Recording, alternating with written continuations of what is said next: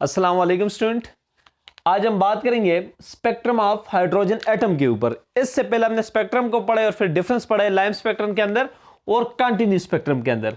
तो स्टूडेंट कि क्या होता है कि जब कि when we take hydrogen at a low pressure in discharge tube, कि जब हम हाइड्रोजन को डिस्चार्ज ट्यूब के अंदर लेते हैं eight a low pressure and apply voltage, और वोल्टेज हम अप्लाई कर देते हैं, तो उससे क्या होता है स्टूडेंट कि उससे एक ब्लू लाइट इमिट होती है। As a result blue light emitted from the discharge tube, and when this blue light is passes through the spectral line spectrometer, it gives us a various spectral lines। ये हमें क्या देता है? बहुत सारी spectral lines दे देता है student. That is Lyman series, जो कि स्टूडेंट लाइमन सीरीज की हो सकती है, बामर की हो सकती है, पास्सन की हो सकती है, ब्रैकेट की हो सकती है और पी फंड की हो सकती है।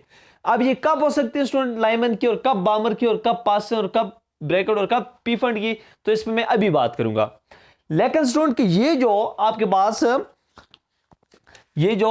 पास स्पेक्ट्रल लाइंस आपके मिलेंगी, इनका जो वेव नंबर है स्टूडेंट ये आप फाइंड कर सकते हैं from a Bohr equation, that is equal to what r into 1/n1 square minus 1/n2 square student. तो ये स्टूडेंट आप इससे फाइंड कर सकते हैं स्टूडेंट, इस रिलेशन से। ये पीछे मैंने आपको करवाए हुए जब हम वेव नंबर जो है ना वो फाइंड कर रहे थे, किस चीज का? इलेक्ट्रॉन का स्टूडेंट। तो सबसे पहले स्टूडेंट हम लाइमन सीरीज पे बात करते हैं कि लाइमन सीरीज जो है ना कब ऑब्टेन होती है। तो लाइमन सीरीज ऑब्टेन कि when electron jump from any higher orbit to the first orbit, क्योंकि मैंने कहा है कि स्पेक्ट्रम आपको de excitation of the electron से मिलता है। तो कि इट इज ऑब्टेन्ड कि when electron jumps from any higher orbit to the first orbit, मतलब कि इसके लिए क्या है कि n1 is equal to 1 and n2 is equal to 2 to 7 student, 2 3 4 5 6 7 कोई भी हो सकता है। और याद रखें स्टूडेंट कि it is obtain in it lies in what? Ultraviolet region student. ये अल्ट्रा वायलेट रीजन के अंदर क्या करता है? लाई करते हैं, मतलब कि इन स्पेक्ट्रल लाइंस की वेवलेंथ जो है ना वो अल्ट्रा वायलेट रीजन में जो है ना वो लाई करती है। अब बामर सीरीज स्टूडेंट आपको कब जो ऑब्टेन होती है? कि बामर सीरीज ऑब्टेन कि when electron jumps from any higher orbit to the second orbit student, मतलब n1 is equal to 2 and n2 is equal to 3 4 up to what 7। और student it obtain in what visible region student. ये इनकी जो wavelength होती है spectral lines की वो किधर होती है? वो विजिबल रीजन के अंदर होती है। अब इसके बाद जो पास्सन सीरीज है कि पास्सन सीरीज इज ऑब्टेन कि when electron jumps from any higher orbit to what third orbit, मतलब n1 is equal to 3 and n1 n2 is equal to 4 5 6 and 7 student. And it obtain in what IR reason.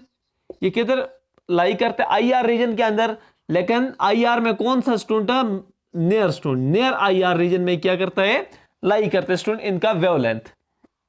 अब Brackett series आपको कब obtain करता है? Brackett series आपको तब मिलता है कि when electron jump from any higher orbit to fourth orbit, मतलब कि n1 is equal to 4 and n2 is equal to 5 6 and 7 student. And it also lies in the IR region but in what in a middle IR region. ये middle IR region के अंदर क्या करता है? लाई करता है। अगर स्टूडेंट हम पी फंड सीरीज की बात करें, it is obtain when electron jumps from any higher orbit to the fifth orbit, मतलब कि n1 is equal to 5th and n2 may be is equal to 6 or 7। and it also lies in the IR region but in far IR region student. तो ये spectral line student आपको obtain होती है कि जब electron किसी higher orbit से first में जंप करते हैं तो लाइमन सीरीज, जब हायर से सेकंड में जंप करते हैं बामर, जब हायर से थर्ड में पास्सन, जब हायर से फोर्थ में एनी हायर से फोर्थ में तो फिर ब्रैकेट, और जब एनी हायर से फिफ्थ में जंप करता है तो फिर आपको पी फंड सीरीज स्टूडेंट क्या आपको ये मिलती है। याद रखें स्टूडेंट, मैं आपको इस टाइम कुछ रिलेशन मैं आपके सामने इधर लिखता हूं। इन रिलेशन को स्टूडेंट आपने याद रखना है। याद रखें कि जब n1 की वैल्यू ज्यादा होगी तो उतनी स्टूडेंट क्या उन स्पेक्ट्रल लाइंस की जो एनर्जी होगी स्टूडेंट वो क्या होगी? वो कम होगी। ये स्टूडेंट क्या रिलेशन नंबर 1 है। जो एनर्जी स्टूडेंट उस टाइम जो है ना ज्यादा होगी जब n1 की वैल्यू जितनी कम होगी, मतलब कि जो लाइमन सीरीज है, लाइमन सीरीज के लिए n1 क्या सबसे कम है? n इज इक्वल टू 1 है, n1 इज इक्वल टू 1 है, तो इसकी एनर्जी क्या होगी? सबसे ज्यादा होगी। इसी तरह स्टूडेंट जो एनर्जी सबसे कम होगी वो किस चीज के लिए होगी? वो पी फंड के लिए होगी। इसी तरह स्टूडेंट एक और रिलेशन कि N1 is inversely proportional to what frequency,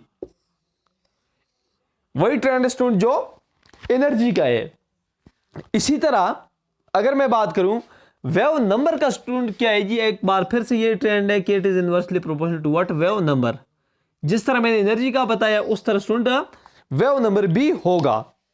अब स्टूडेंट लेकिन जो N1 होगा स्टूडेंट वो डायरेक्टली प्रोपोर्शनल होगा किस चीज के, लैम्डा के। मैंने कहा कि पी फंड सीरीज की एनर्जी क्या होगी, सबसे कम होगी, लेकिन याद रखें इसकी वेवलेंथ क्या होगी, सबसे ज्यादा होगी स्टूडेंट, ये बात याद रखनी है आपने। अब इसके बरक्स स्टूडेंट अगर हम N2 के कुछ रिलेशंस पे बात करें तो याद रखें स्टूडेंट कि N2 की वैल्यू जितनी ज्यादा होगी उतनी क्या होगी स्टूडेंट, एनर्जी ज्यादा होगी।